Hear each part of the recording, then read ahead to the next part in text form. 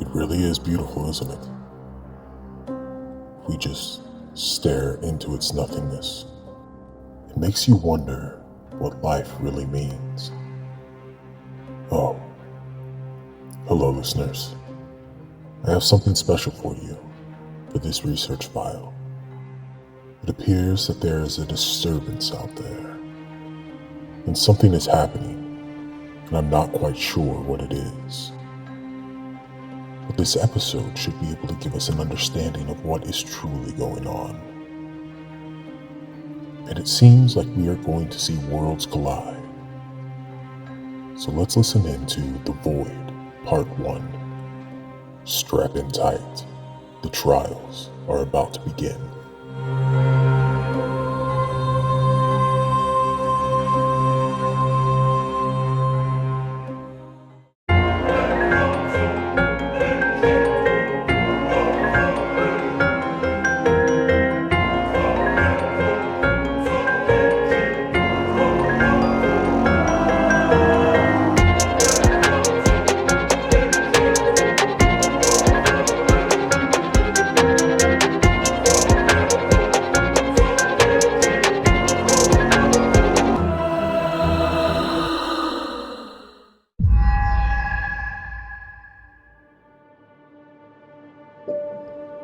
Part 1, The Awakening. The city is alive and bustling. Birds sing, dogs bark, and people carry on with their conversations as they traverse the sidewalks. All is well, and all is perfect. Seth walks along the downtown streets of Kansas City. He is on his way to the city market to browse the wares, and maybe even purchase something new to try tonight for dinner. The trolley passes by as he waits at the stoplight. He notices the woman standing next to him and smiles to himself, her white sundress flowing as a breeze passes by, pushing her golden locks to the side. She belonged in a painting, and he couldn't help but gaze at her just a little longer than what would be considered comfortable. If he were a braver man, he would start a conversation with her. Maybe he would say something simple to get it all started. And you never know. Maybe they would fall in love. It was such a silly fantasy, and something he did often. He would make up whole worlds in his mind, where he was the hero, or where he played out a scene perfectly. Every word he spoke, and every response to him fit snugly within his inner thought's purpose. But in reality, things were much different. As he plays out the scene of their love story, the woman catches him staring at her from the corner of her eye, and she turns to him, giving him a soft smile and quick look up and down. Seth blushes and retreats into himself. He should say something, anything, a simple hello, but no, he just stands there, his eyes wide and mouth hanging slightly agape. No matter how much planning he can do internally, the anxiety of action always held him in place like an anchor on a ship at sea. The smile she gives him fades to confusion, and the walking signal turns. She gives him one last disappointed smile and begins to walk away. And just like that, his chance at a connection is gone. Once again, if he were only a braver man. He sets off at a brisk pace, with her in his sights. He was going to be brave, God damn it. For far too long he has let the fear take control of him, and he was done. Today was the day. He was going to man up and make his move. Almost as if in anticipation of him reaching her, her pace slows, and she steps on the curb of the opposite sidewalk. Seth raises his hand as if to get her attention, and he notices something. She seemed dazed almost and off balance. She grips the side of her head and begins pulling at her hair, letting out odd whining screams. She crouches to the ground as he approaches her and begins to scream out, "Stop it!" Her voice getting more frantic each time she says it. He reaches her and bends down to her level to help her in any way he can. A crowd forms, and someone yells out to see if there is a doctor nearby. Hey, ma'am, are you okay? Her eyes connect with his, and he almost falls backwards. Her eyes were gone, and replaced with an endless darkness. A stream of blood began to flow from her nose, and she started pulling harder at her hair. Make it stop. Make it all stop. I can hear my own thoughts echoing around inside my head. Make it stop. Make it stop. Oh God, make it stop. She let out a primal scream, and Seth jumped to his feet, ready to run. He's seen enough horror movies to know this wasn't good. This could be the start of some weird zombie apocalypse, and he was surrounded by thousands of people. Another scream erupted to his left. This time, a man. Seth noticed the blood streaming from his nose as he lay on the ground in the fetal position. And all at once, the once beautiful sounds of the day descended into chaos as the streets filled with madness.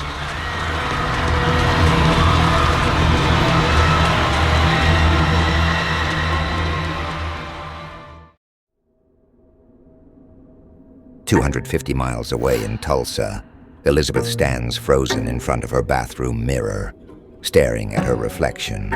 It blinks and begins to cock its head to the side.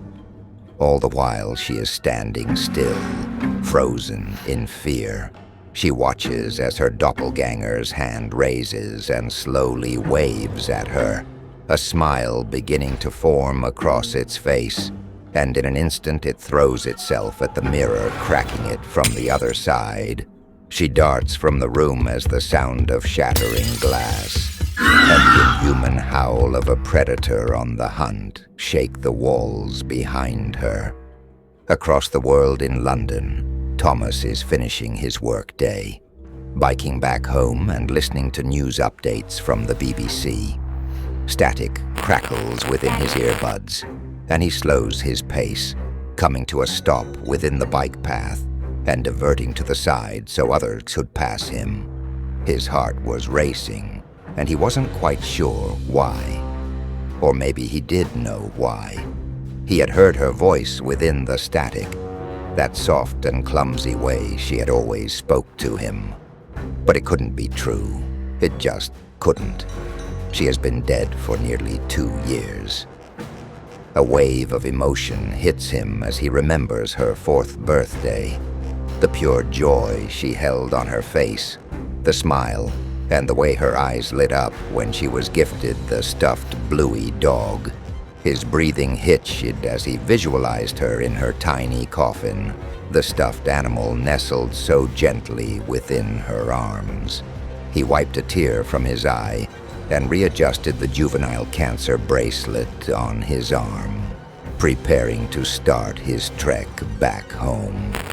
And again the static rang through his earbuds. This time, her voice clearer than ever. Daddy, I hurt. I hurt so bad. Please, make it stop. I want it all to end. Thomas jumped from his bike and ripped the buds from his ear, slamming them to the ground. They shattered into dozens of pieces, scattering across the pavement. Daddy, why did you let me die? Why didn't you protect me? I hate you. I hate you. Reggie walks down a darkened alleyway in Queensland, looking for his next fix. His body begins to itch, and he can feel the rising panic of the addiction radiating within his chest. His mind only fixated on one thing, and one thing only, and he was tired of it all. Once upon a time, he loved the high, loved the rush, loved the thought that he could quit any time he wanted to. But 10 years have passed, and he was unable to go more than a few hours without the junk in his system. So he decided that today was going to be his last day. He was going to check into a clinic and reconnect with his family once he was cured. But first, he needed to get well. A street light from the adjoining road shone dully within the corridor. The buildings tall and focusing the light just enough for Reggie to see the shadowy figure of a dealer. He was leaned up against the wall with his head laid back and resting on the building behind him. Reggie's pace quickened as he realized that his next score would be soon. And he didn't even notice the woman on her knees in front of the dealer, doing what some women do when they have no money to pay for drugs. Only mere feet from the dealer now. Reggie cleared his throat to try and get the man's attention. Looking annoyed, he turned towards Reggie. Motherfucker, can't you see I'm busy right now? Sorry, man. I just need to get well, like before I check myself in to finally get clean. Shit, man. You ain't got no shame, do you? Bitch, did I say stop? Anyway, since you are interrupting me here, I'm adding $20 to the cost. So give me $110 and go meet Cheddar around the corner. Reggie pulled out his cash and handed it to the man, making his way around the corner, doing his best not to make eye contact with the woman paying for her drugs. Yo, Cheddar, get this man some heroin. He entered the side street and was met by the largest man he had ever seen in his life. He had to be over 9 feet tall, and his head, it was too big, like that of one of those balloons you see at the Macy's Thanksgiving Day parade. The man opened his mouth, his teeth nearly a foot long, the blackness of rotten decay drilling finger-sized holes through the stunningly flat masticators. And before Reggie could even think about running, the man lunged and snapped his teeth together, effectively biting Reggie in half. The last thing he heard was the drug dealer screaming as if he was in pain, and the woman choking. In Colorado, Maddie and Jared walked through the Denver Zoo, feeding peanuts to chipmunks as they performed backflips. Maddie always thought it to be such an adorable and weird thing to see with these wild animals. Over the years, they had learned that doing little tricks gained them a treat. And now, every single little furry beast begged and performed for a morsel of food. She had just bent down to feed the little performer in front of her when what sounded like a plane, breaking the sound barrier, assaulted her ears. She covered her head out of instinct and fell to the ground. A loud rumbling could be heard, and the animals within the cages went insane. Baboons jumped and rattled their cages. Lions roared and tried to jump their moats to get to the outside wall. The elephants rushed their enclosures, breaking the fencing and barreling through whatever was in their way. Maddie was pulled to her feet by Jared. Don't look up. We just need to run. What? Let's go. The two ran, joining the now panicked crowd. And even though Jared had said not to, Maddie looked up, and she wished she hadn't. She was mesmerized by it. The way the blue sky began to distort. She watched as ripples appeared, and the sky above her twisted like a towel being wrung out. And as the fabric of her reality folded, what was behind it was absolute nothingness. A darkness so impenetrable that it seemed to devour the surrounding light. Maddie couldn't move, not because she didn't want to, but more so that she was unable to move. Her body felt as if it were made of tungsten, and in her mind she heard voices, not her own, but that of someone or something else. She couldn't make out what they were saying, but she knew that she was close to understanding. The words and phrases sounding so close to English. Maybe they were speaking backwards. That had to be it. She feels a grip on her arm and a tug, then the voice of Jared screaming at her. But it sounds like he is underwater. Time slows, and piece by piece, Maddie's body begins to dissolve into nothingness, every fiber of her being slowly becoming non-existent. Jared watches in horror as his girlfriend of 11 years seemingly melts in front of him, her skin bubbling and popping like blisters overfilled with pus. He cries out for help and notices the others, the ones staring up at the sky, all of them painstakingly vanishing before their loved ones. He feels a wave hit him, jostling his brain around in his head. He feels dizzy and a bit nauseous. He looks to his hand, the one that was holding. What was he holding? He couldn't understand why he held his hand out as if he was gripping something. Confused, he looks around his immediate area. Had he forgotten a child? Or maybe he was walking his dog. For the life of him, Jared had no clue what was going on. He looked to the ground and watched as a human leg dissolved into thin air. The boy stands in the middle of a wheat field, the golden yellow stalks flowing back and forth as the wind begins to pick up around him, his face changing with every second that ticks by. His many faces peer off into the distance, watching as the swirling grayish-green clouds make their way towards him, rolling through the clear sky like that of a tsunami making landfall. But he isn't afraid of this hellish storm that picks up the very ground he is standing on as it approaches. No, he is hungry. He is waiting and ready. This storm is just one of many, and like him, it will consume and reshape this existence to feed him. The wind shifts, pulling itself towards the swelling clouds, the force beginning to rip the wheat from the stalk and sending it upwards like millions of arrows. And then he sees it happen. The sky above cracks, almost as if it were a glass dome. It splinters and weaves its way outwards in all directions.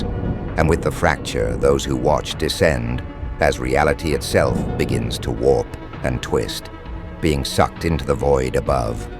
They fall as if angels being cast from the heavens. And the boy thinks to himself that maybe this is what those books he read were depicting. These watchers falling from another reality, a higher dimension.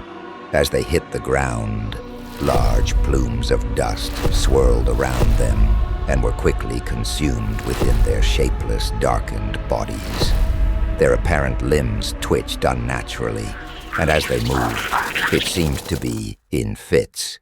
One moment they would be still, and the next they would be jerking in odd angles, blinking from existence and reappearing elsewhere. The boy's many faces began to flash more rapidly, all of which held a sinister smile of sorts on them. Again, he was hungry, and if he was to do what he was going to do, he would need to consume, and the Watchers would feed him.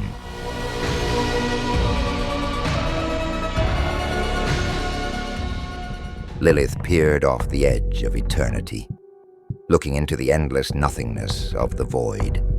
She longed to return, to fix the wrongs in her life, and to be two again. But even if she returned, there were no guarantees that she would be whole. She feels the presence of the three behind her, and she turns, noticing that they're missing one. Where was the boy? She feels the shock wave hit her, a blast from within darkness, and she watches as the splintering light cracks and weaves its way through the veil. The fissure widens, and the Watchers pour out, descending into reality, the once entombed monsters being set free once more. But how could this happen? How were they able to leave? Her heart stops, as she sees the boy looking back up at her, the two locking eyes through the veil.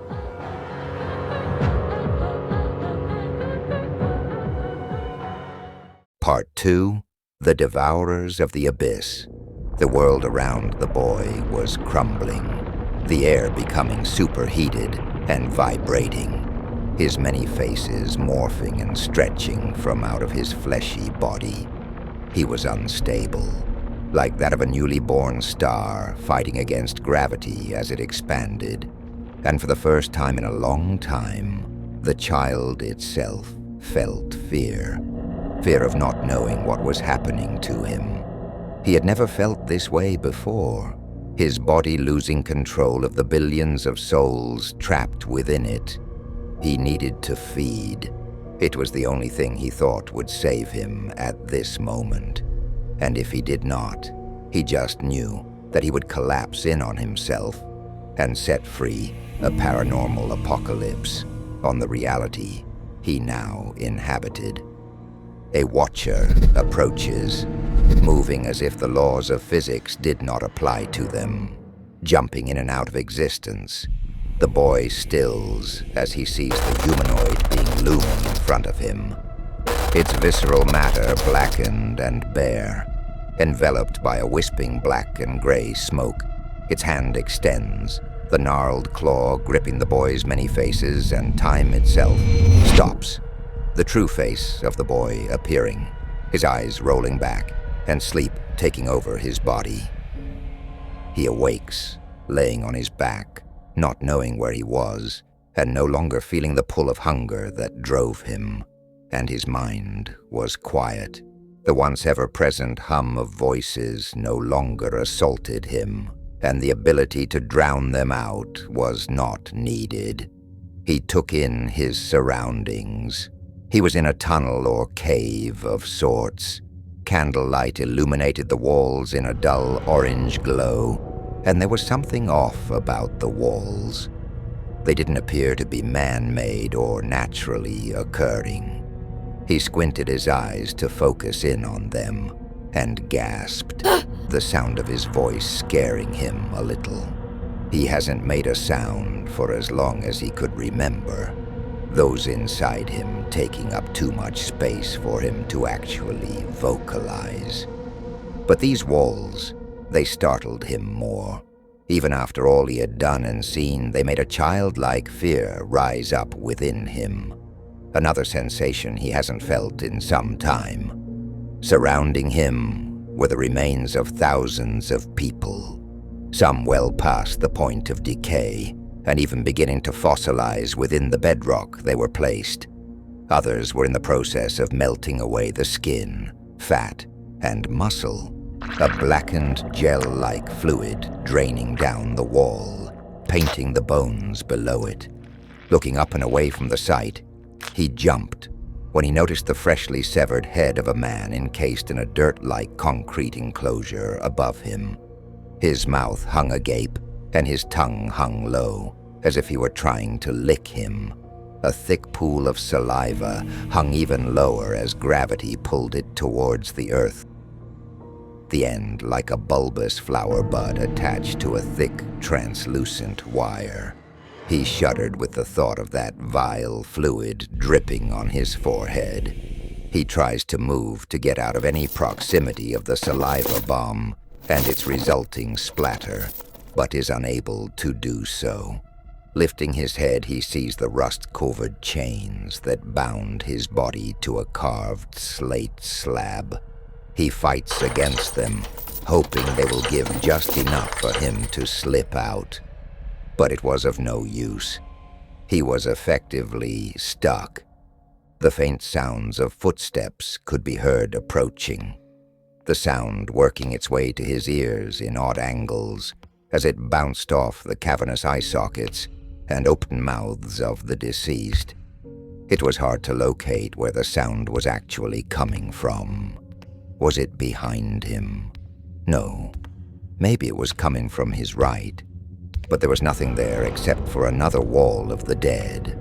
He struggles at his chains once more, and the footsteps get louder.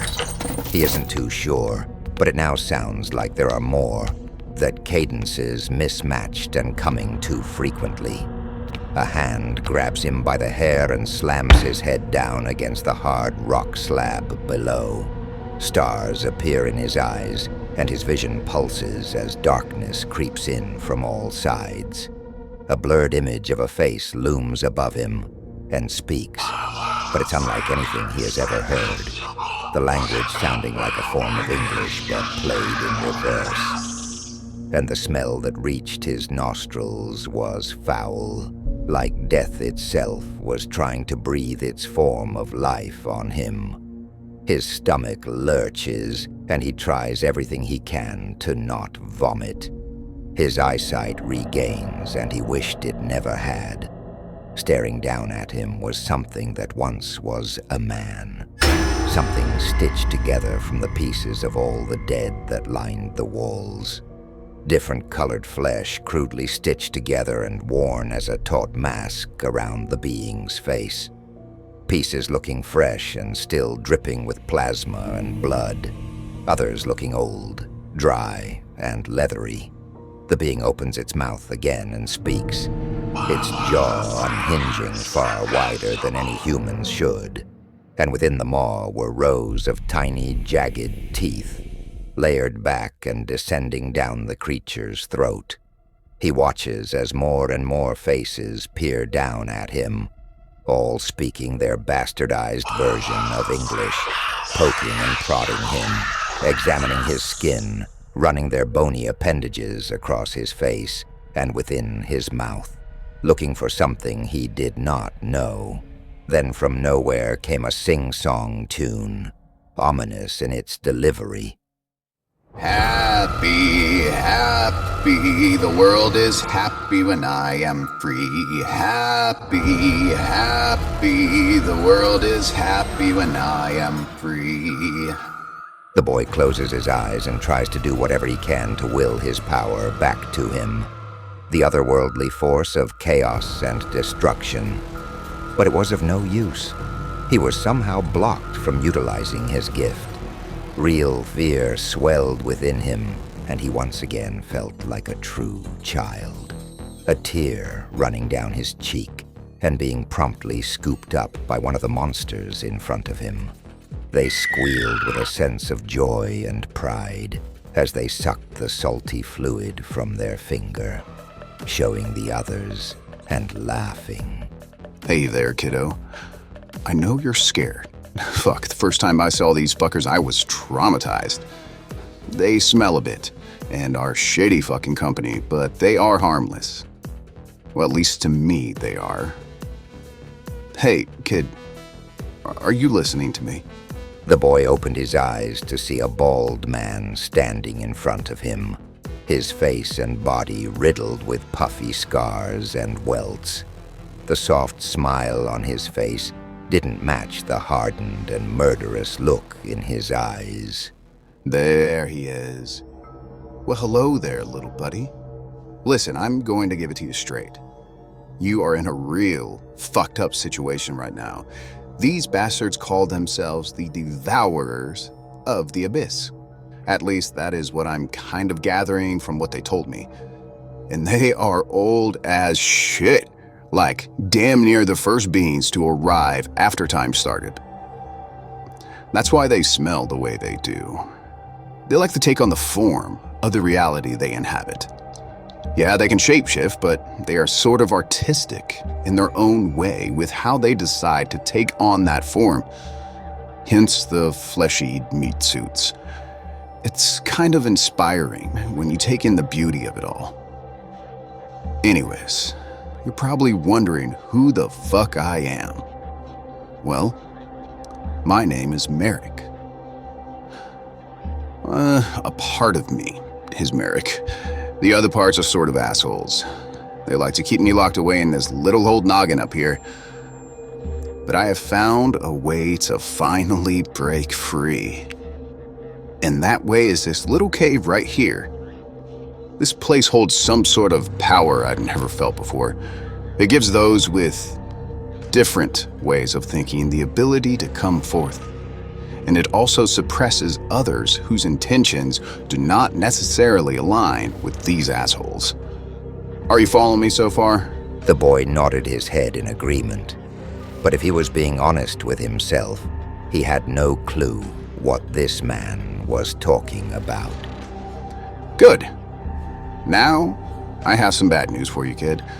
Something you may already know, or I guess you sort of kind of know. But you are the conduit to a place called the Void. And it is a real nasty place. Let's see, how can I describe this? It's a place where time itself exists and doesn't exist. Sort of a nowhere and an everywhere of this reality that we live in. It was here before everything started, and it will be here once everything ends. And the place holds immense power. And the person who could wield that power would have reign over every single fucking reality. But about your bad news. You see, the devourers of the abyss here were birthed from that place. They lived in it and they loved it. And with you being the conduit that you are, they feel they can get back there. But they aren't called the devourers of the abyss as some catching name. No, it's far worse than that. Merrick steps up to the boy, placing his hand on his head and pushing it back, staring down at him. His eyes were wild, and his smile stretched so tight that the boy thought he would split the sides of his lips. They are going to eat you, kid, and I'm going to watch. Now, it won't be pleasant, and it won't be quick. And once you are consumed, they are going to open up that void, and I'm going to wreak havoc over every fucking timeline that I can.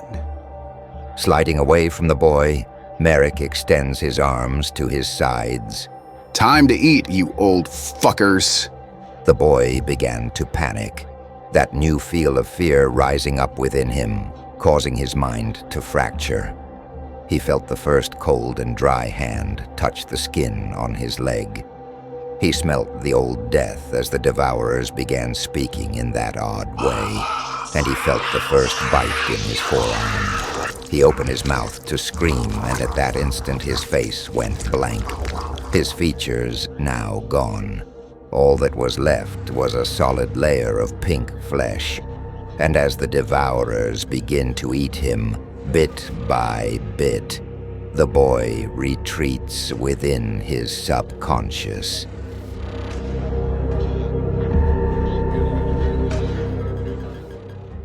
He awakens once again, back in the field, the Watcher removing his hand from his forehead. Around him lay the hollow bodies of the devourers of the abyss, their human skin suits shed from their true forms. And what lied underneath was nothing more than a brown steaming pile of ectoplasmic goo. He examined it, watching as a large, thick bubble rose to the top and popped. If he could feel any emotion right now, he assumed he would either be disgusted or laugh at the state of these things. It was in their greed to be a part of the void once again that they foolishly thought that consuming the conduit would bring the void to them. And this Merrick character, where was he now? Why wasn't he pulled from the vision and brought out to rot in front of him? He was pulled from his thoughts when he heard a cacophony of sound. Looking up, he found that he was surrounded by thousands of the Watchers, all of which were pointing up towards the growing chasm in the sky. Peering back at him was Lilith, Aubrey, and Mr. Fields, and the anger on Lilith's face made him smile. He knew what he needed to do.